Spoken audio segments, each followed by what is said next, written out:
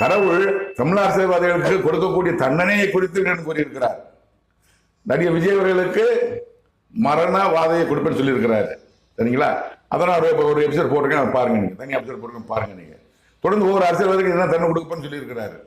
So 4 பேர்களும், எடப்பாடி பழனிசாமி அவர்களும், மு.க. ஸ்டாலின் அவர்களும், நடிகர் விஜய் அவர்களும், நடிகர் சீமான் அவர்களும் முதலமைச்சராக கனவு கொண்டு விட்டு இருக்கிறார்கள். பேசுறாங்க, நல்லா பேசுறாங்க, எல்லாம் பேசுறாங்க, பார்க்கிறோம். மனிதன் முகத்தை பார்ப்பான், கர்த்தரோ இருதயத்தை பார்க்கிறார்.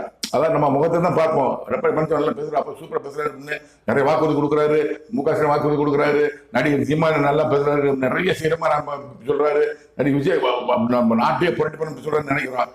அவங்க முகத்தை தான் மக்களாக நம்ம பார்ப்போம். ஆனா கர்த்தரோ ஒரு இதயத்தை பார்க்கிறார்.